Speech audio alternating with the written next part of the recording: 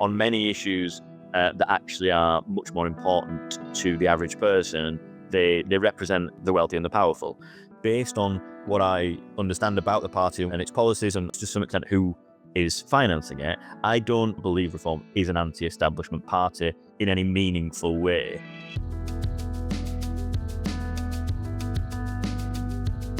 Hello and welcome to In Solidarity. Today's episode is the first in a mini-series examining the financial backing of political parties in the UK. Before we get going on that though, I'd just like to remind you, if you've not already done so, to subscribe to the show on your podcast platform of choice, leave us a review, like it, just do all that general good internet stuff. For those who may not be aware, in England and Wales, we have what is essentially a two-party system, with two major political parties, Labour and the Conservatives, who for the last however many years have, in one way or another, just been passing power backwards and forwards between themselves. As I said, though, that's essentially a two-party system. We, of course, have other smaller parties sitting on the sidelines and basically waiting for someone to make a mistake so that they can step in and fill the void left behind. And one such party is Reform.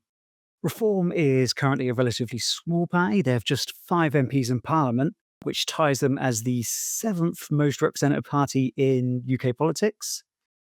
That said, if you take a look at the mainstream media in the UK, you'd be forgiven for thinking that they are actually the main opposition party already. It's very rare that a day goes by where you don't see Nigel Farage or a member of Reform on TV, in the newspaper, online, being asked their opinions on the state of UK politics. In fact, as an example, just before this call started, I saw a story saying that polls suggest that Reform will win the next general election. But given their size, you'd have to assume that they are the underdogs, plucky grassroots upstarts, representing the will of the people, barely 2 pennies to rub together, held together by brown paper, string, and Union Jack flags. That's not quite the case, and that's what we're actually going to be talking about today. I'm joined by Ethan Shone. He's an investigative reporter for openDemocracy, who's been digging into the finances of, all the parties, but in this case, we're talking about Reform, to find out who exactly is bankrolling them. You may recognise Ethan from The Dark Arts, which is an openDemocracy spin-off Substack that digs into financial interests of political parties and lobbying. So Ethan's pretty well equipped to talk about this stuff. Ethan, welcome to the show. Hi. Thanks for having me. Nice to be here. Let's start with a nice, hopefully simple question. Where is the data that you've been combing through coming from?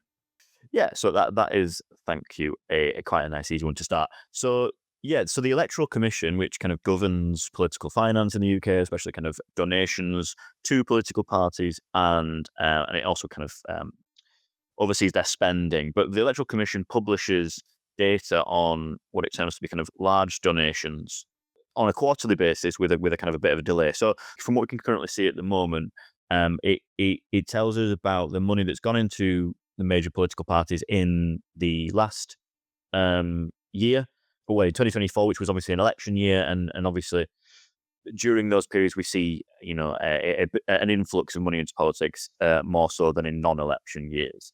And the data we currently have goes up to the first quarter of this year, so the end of the first quarter. So it doesn't paint the kind of full picture, but it certainly gives us a kind of clear sense of, I suppose, the money that they've been able to raise in terms of how well established they now seem to be as. As you say, I think in a lot of people's minds, day to day, they are the main opposition. But I think as the polling does show at the minute, there's a good reason to believe that if there were an election tomorrow, Reform would have a very good chance of becoming the biggest party in it, if not winning majorities. And money obviously plays a big part in that. That's how certainly openDemocracy, one of our main, I think, analyses and ways of looking at politics is to try and understand through the money that flows into politics, whose interests are being represented. What's kind of like the cutoff for how much has to be reported? There are a number of rules around this. Parties can declare, in terms of the minimum, as they can declare £1 if they want to declare that. And some parties give more information than they are absolutely obliged to. So you do see smaller amounts come in. But parties are obligated to report donations that come in above a threshold. I think it's around £11,000 now. Sorry, I should have double checked. But it's worth just noting that if you donate £8,000, say £9,000, and then a few months later donate £3,000, they would have to be declared because over a calendar year you've given more than the threshold. So there are loopholes. There are electoral law, lobbying law, all these kind of things. There are many loopholes and there are many ways in which they are ineffective. But people have to work a little bit harder, I suppose, to get around it than just like spacing out donations. If we dig into reform a little bit, how much money are we kind of like talking about here, and how does that compare to, say, the Conservatives and Labour? I kind of took a look at their accounts going back to 2023, and so since 2023, they've taken about around £5 million in large donations. So there are a few kind of, I suppose, caveats and details that it's well worth highlighting there. Quite a lot of the money has come from Richard Tice himself, who led reform for a while. Nigel Farage kind of stepped back in as leader just before the election last year, as people will remember. But he still plays a kind of key role in the party, is one of its MPs. And he's actually given a lot of money from one of his businesses, or from a couple of his businesses rather, to the party, as has Zaya Youssef, who is the party chair, who kind of stepped down very dramatically and then joined back up again fairly recently. People within the party, in that sense, I think people within reform circles kind of might refer to it as kind of a kind of a startup or an entrepreneurial political project, and it's true to the extent that they have kind of backed it themselves with money, but a lot of the money comes from people who have previously backed the Conservatives or other kind of broadly right-wing political projects. So, as I say, we're talking about around £5 million during that period, which is difficult to compare reform in some ways to the two main parties, because the Labour and the Conservatives are much bigger organisations. They will have more overheads. Their campaign, they will have spent much more on the campaign, certainly during the last election, than reform would have even been able to. Never mind what it actually did spend. Certainly, the way Reform spins it is that they are a party of the people for the people. Are the donations kind of reflecting that? Based on what I understand about the party and its policies, and to some extent who is financing it, I don't believe Reform is an anti-establishment party in any meaningful way. I think in a culture war sense, I think they like to present themselves that way. But I think actually on many issues that actually are much more important to the average person, they represent interests that are diametrically opposed to ours in terms of the wealthy and the powerful. Of that 5 million, most of it comes from very, very wealthy people. Some of those people are long-time establishment figures because they are, I suppose they are literally paid up members of the political elite. They've bought their way into it by donating to political parties, right? And many people who have backed the Conservatives for a number of years basically now just see Reform as the next best option to get what they've always got. But it is also true to say that they have attracted a lot of members of the public to sign up to be members of the party for a small fee and raised a lot of money that way. Certainly more than half of that 5 million figure again, they will have raised, so 2-3 million, they will have raised on top of that from membership, from people. And I would say that shows that there are a lot of people out there who believe that Reform are an anti-establishment party and want to be part of it for that reason. I think last year, Reform were one of the many groups who rightfully were criticising Labour for taking, I think, about £4 million from a hedge fund in an offshore tax haven, which I think is a story you broke. Based on that kind of like pushback that they're giving there, does this mean that we can say, okay, well, they're not taking that money from those kind of sources? Good question. Of course, the answer, of course, is no. It's quite funny as a reporter to see people, let's say, kind of brandishing your reporting in ways that you wouldn't have expected.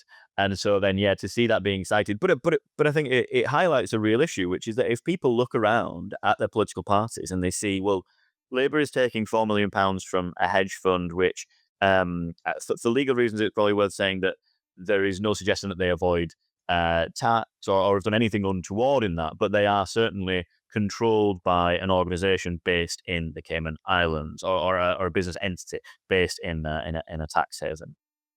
So if people look around at politics and see, well, that's Labour, and the Conservatives have got a kind of a long established association with with big money for a number of years, it was kind of money coming from perhaps like Russia or post-Soviet states. And now perhaps, people can look at Reform and say, well, they're a new party, like surely they're different. Um, but from what we can see in the data that we've got, and from what Reform themselves are saying, which is a really crucial point, we know that people who are kind of offshore, often for tax purposes, people who have maybe British citizenship who are from the UK, but have moved offshore to kind of more tax-friendly jurisdictions, let's say, they are people being actively courted by Reform to fund the party. It's telling that one of the major first policy interventions that Reform have made is essentially a kind of golden ticket for non-doms to pay less tax overall, with this kind of Robin Hood framing that they're giving it. And when the party's kind of main fundraiser has been asked about this kind of thing, he said explicitly, yes, we are targeting those kind of people in those kind of places. They are eligible to vote, that therefore they're eligible to donate to political parties. That's partly in thanks to changes to the overseas donor laws that the Conservatives kind of pushed through fairly recently in the last few years. Are there any individuals in the data that you saw who our audience may be particularly interested to know are funding Reform? I think it's probably just a case of saying that the people that are of interest at this stage are kind of like from a familiar cast of characters, right? They're people who have associations to 55 Tufton Street, which is a kind of fairly infamous address where a number of opaque think tanks and campaigning organizations have been based. There are people from that kind of world and long-term kind of conservative donors. Jeremy Hosking is someone who has put a lot of money into Vote Leave. He's a city financier with a broad range of kind of interests, but some of them in the sectors that we mentioned before, so finance and energy. But he has also put significant money into what you would call kind of right-wing projects. So yeah, Lawrence Fox's Reclaim Party, and I believe he also funds a kind of right-wing magazine, I believe, and a media organization.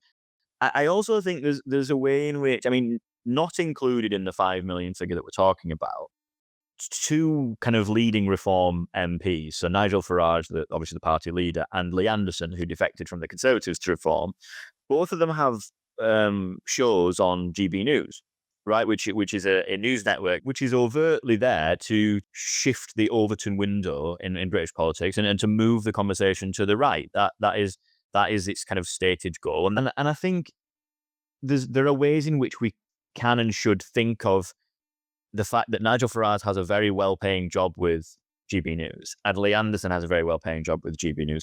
We should understand that basically as political support, I think, as well as like a legitimate job. They are doing a job. They get paid very well for it. If the money that's come from GB News to Reform MPs were classed as a donation rather than earnings, they would be one of the party's biggest individual donors. This funding of Reform from individuals who'd say traditionally maybe back the Conservatives, are we seeing a shift from their finances, so they're moving all their money into Reform, or is it like hedging their bets across like the right of the political spectrum?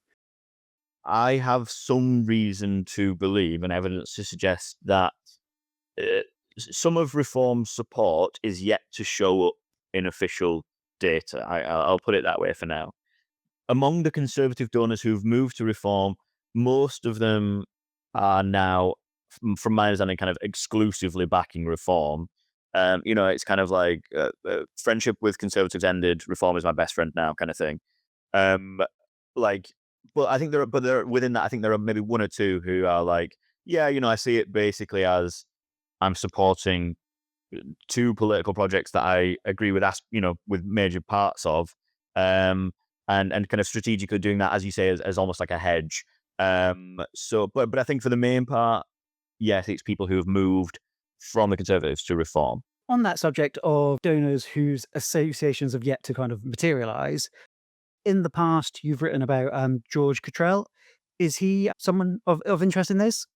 Yeah, definitely. So very similar to Harborne. Cottrell is someone who's had very long association with Farage as a teenager. He was actually a kind of a fundraiser for UK. He comes from an aristocratic family who I actually found out recently. Their kind of ancestral home or their kind of land is not far from where I'm from. We've had very different lives, but we are from not too dissimilar parts of the world. But basically, he seemed to, from a very young age, get a career in shadow banking and the financial world, and seems for all the world to be a very, very wealthy, still fairly young man. He was arrested in the US in 2016 while traveling with Farage, and eventually pled guilty to a charge of wire fraud in the US. Was spent a bit of time in prison there, and he's a figure who is still understood to be kind of very close to the party. He's associated with the party. He's often seen with Farage at events. I've kind of described him as a kind of unofficial aide to Farage, and I think that is, a fair assessment. I'm not exaggerating there. If you speak to people in the party, that's broadly how they would kind of categorize him. He doesn't have an official role in the party, but he is, involved.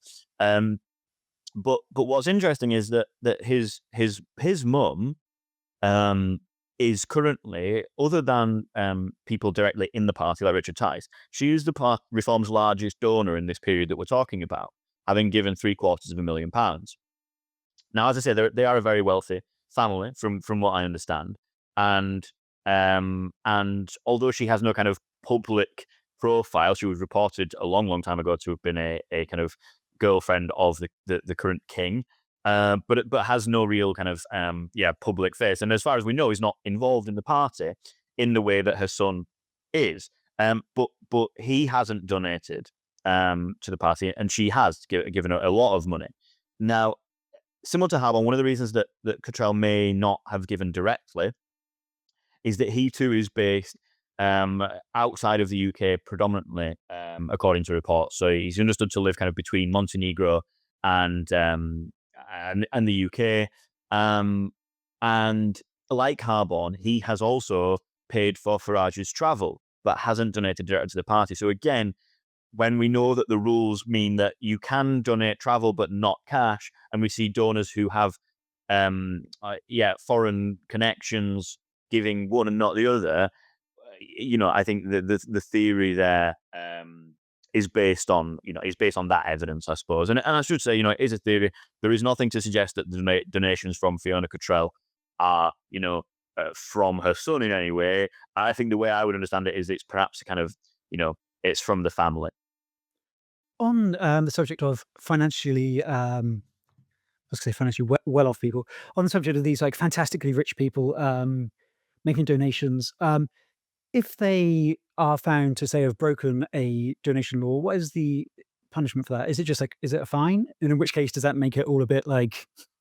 Yeah, I mean, there are very, very few instances in which it would get to that stage. Like, or to be honest, like I think there are kind of fines for the party themselves for accepting a donation that they weren't supposed to, and in limited circumstances, then yes, like the individuals who tried to do it could be fined. I think there are, without having a look, to be honest, I think there are technically ways in which it could result in like a custodial sentence, maybe if it was extreme. But I suppose then it would have to cross over into kind of like actual fraud in some ways, as well as just donations not being declared properly, I think. So yeah, but the point being that yes, the kind of framework around all this is incredibly weak, and often the powers of the bodies that kind of administer all this to actually investigate any potential wrongdoing can be quite limited. Although in terms of elections law, the police would investigate kind of serious accusations. We said earlier never to make predictions in politics, but what are your general senses telling you about reform's future based on like what you've seen from Q1? Look, I mean, I say this with no satisfaction at all, but I think Farage is a pretty good bet for next prime minister. Unfortunately, like I think what I do think is that there are obvious contradictions and obvious tensions in reform's offer, which will start to be revealed the longer that they are in the spotlight. We see that in the policies that they've announced recently, where despite their framing of it as a kind of taking from the rich and giving to the poor, it's actually giving massively to the rich in the form of tax subs, in terms of kind of ways to pay less tax, and potentially distributing some of that money to low earners. But obviously, reform exists in a place now where they know that the next election is not likely to be for another few years. When there is a precedent obviously set now, and partly, this is the fault of Labour and previous parties, that if you make promises and then by the time the election comes around, you have to do something different, then, the precedent has been set that those promises made before, the fiscal situation has changed. So what I would say is, I would be very skeptical about the chances of what Reform are saying now about policies being where they end up anyway by the time the next election comes around. But I think they will continue to do well, and I think they will do well because they have, they operate in a media environment which is obviously well suited to parties of the right. The media, in this country, largely is set up to kind of sway that way on kind of key issues, and Farage obviously as a figure of kind of more or less singular status in UK politics right now. I think politics has lost a lot of people with a strong public profile. I think until the election, lots of people had not much sense of who Keir Starmer was. People don't really know Kemi Badenoch. There are very few kind of big beasts left, and Farage is someone that is basically, put in simple terms, like Farage has been on television. People have been seeing Farage for, I don't know, 15 years. For a long time. He's a familiar face, and people know him, and they've leveraged that and continue to leverage that very well. They have the support of a lot of very wealthy and powerful people, and I think they will continue to tap that support effectively for as long as they seem like the main opposition. Then I think that they will continue to build. I wouldn't write off the Conservatives quite yet. I think there's a fairly large group of people, a pretty big part of the voting public, for whom reform might be a bit too kind of uncouth, and that when push comes to shove, certainly if it seems like the Tories have anything like a chance, and in places where the Tories historically have done very well, I think there will be a hesitancy to kind of back reform because they're seen as a bit more. But equally, I suppose the thing is that I would struggle to see the Conservatives do very well in the kind of places that Boris Johnson famously kind of won in order to secure his majority in 2019. I think those places are really where it will be a battle between Reform and Labour, and potentially and hopefully, I would say from my personal perspective, hopefully we start to see either the Labour recognises that there is a significant portion of this country and a significant number of voters who want to see progressive politics pursued, and either that, or, which I think that's very unlikely to be perfectly honest, or we see that through the Green Party or through whatever iteration a new party in the Jeremy Corbyn is widely understood to be involved in, whatever form that takes. Let's finish on this point because it's a criticism that we often get from our readers, and you hear just like in general when you talk about reform, is that by acknowledging them almost, we are part of the problem. We said at the top, it's only 5 MPs.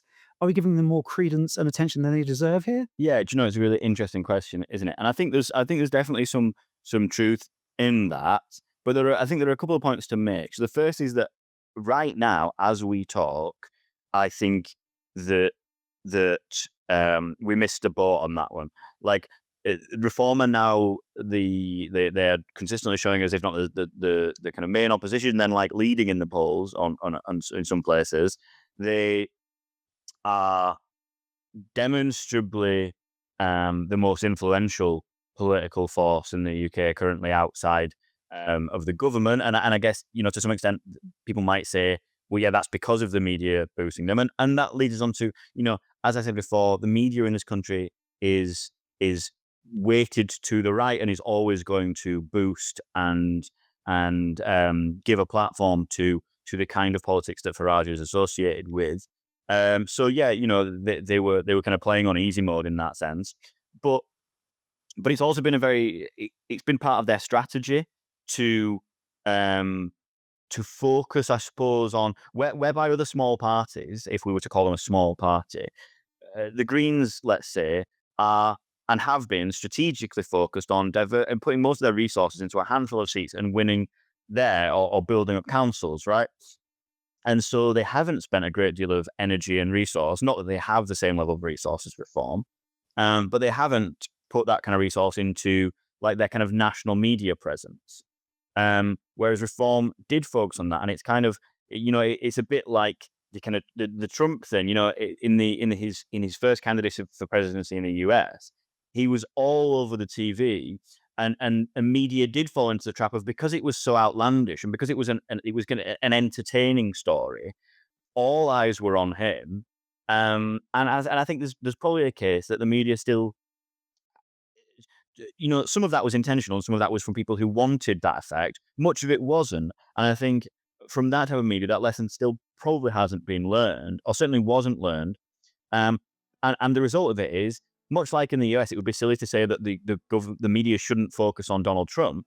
And when he was, that's certainly true now that he's president, but when he was, running for president again, it would have been silly to say, well, why is the media giving Trump so much airtime? Like, he was going to win. He was the most likely guy to win. He's a very popular politician. And now we're in a position in the UK too, where Farage, he's a very popular politician. The media has to give him airtime. But I certainly recognize that the media, and not, hopefully not me personally, has absolutely contributed to this. But that's because the media serves, in a large part, the status quo and certainly like the kind of the wealthy and powerful in key areas, and that's whose interest Reform represents. So it makes sense that they would do that. In Solidarity was presented by James Battershill and is produced by James Battershill, Carla Abreu, and Ayodeji Rotinwa. The theme song is Odyssey by Edward Abela. And one more time, if you've not already done so, please do subscribe on your podcast platform of choice, leave us a review, write a comment, share it with your friends. It all really does help us get more people to hear the show. And if you loved what you heard today and you'd like to help support us in making these episodes, you can do so at openDemocracy.net/donate. And if you'd like the best stories from around the world delivered direct to your inbox, why not subscribe to the Open Democracy newsletter? You can do that at openDemocracy.net/newsletters. Thank you so much for listening, and have a great day.